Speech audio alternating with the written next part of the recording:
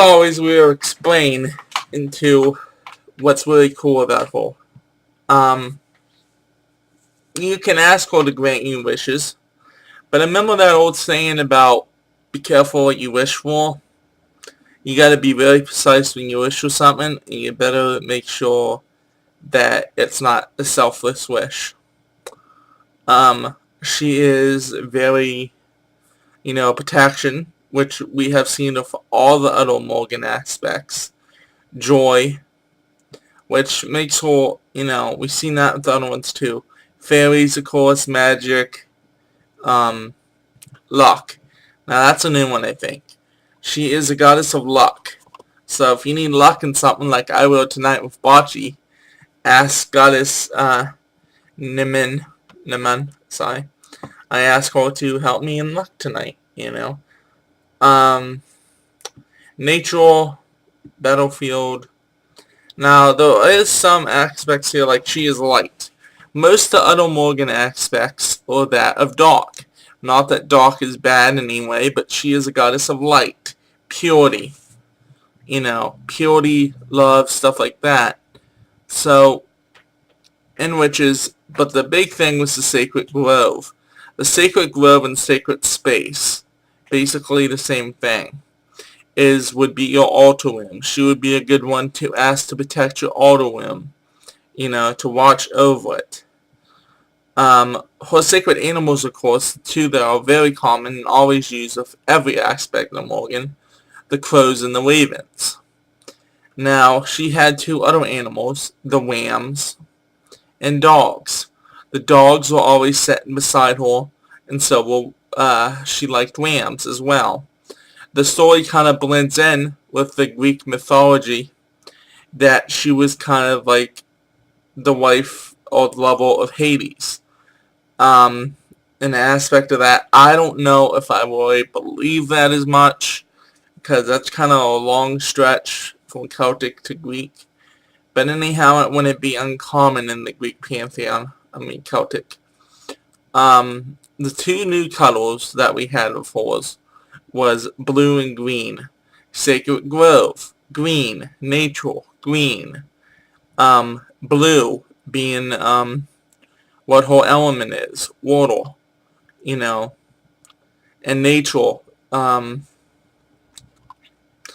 So again, she is a very cool goddess. Anyhow, there is not much known about her, because the Morgans are mainly known for the violent tendency, the more extreme names that we have done before, mainly the Muddle and the Crone. Not much is said about the Maiden. But anyhow, let's continue here. Her sacred Sabbath is Samhain.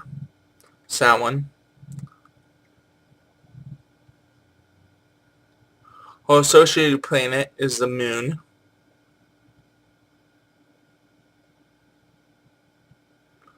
And Mercury.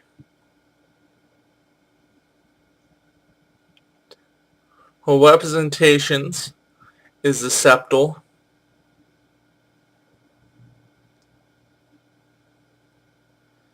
the crow, and the raven.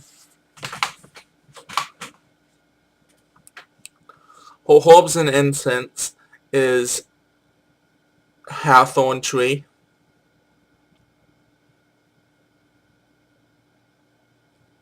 oak tree, and the ash tree.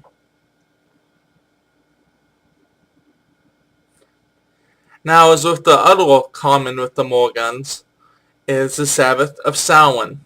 Samhain is a very powerful ritual day where the veils are very thin, and she would be an excellent goddess if you're doing a ritual for Samhain to call upon. The associated planet of hers is the moon, of course, and Mercury.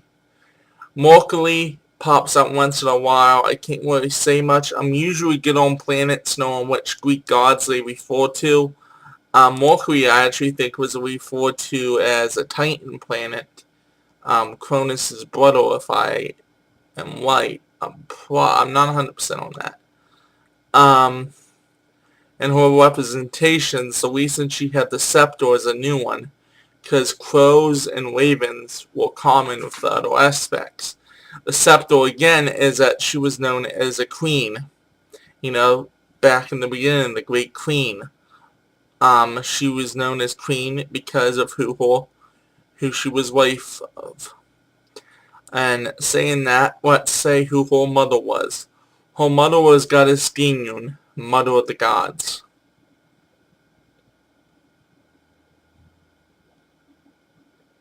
Her father was the god Digna, father of the gods.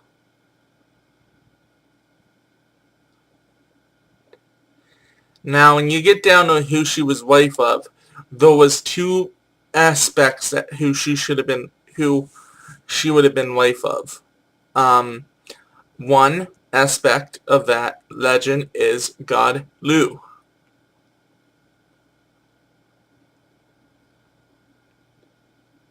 Another one be Dagna.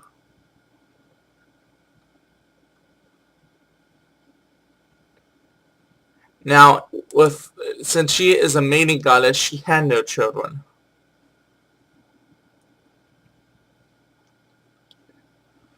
Which again makes it interesting. Well, not really, because Dana Danun pops up a heck of a lot with mother goddesses.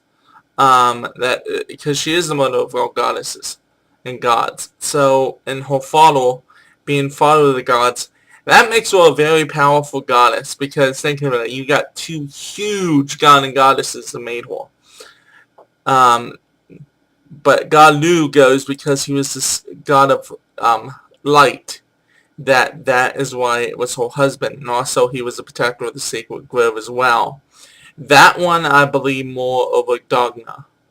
That she had an affair with her father, and her and her father became lovers. Now, as we have seen through the pantheon, Dagna has had many, many children, and he has slept with many of his children and fell in love with many of his children. To us being human, marriage is supposed to be for life, right? To the gods, they've been around since the beginning of time, and they don't really die. So marriage to them would be a little bit different. Maybe married to someone for like 200 million years or 2 million years is long enough, you know? I don't know how it goes. But anyhow, this has been Goddess Nemain, and next we will be doing the British Pantheon. I don't know how long that would take me to get started on. So this has been Lemo Pagan, and may the gods and goddesses bless you all. Bye.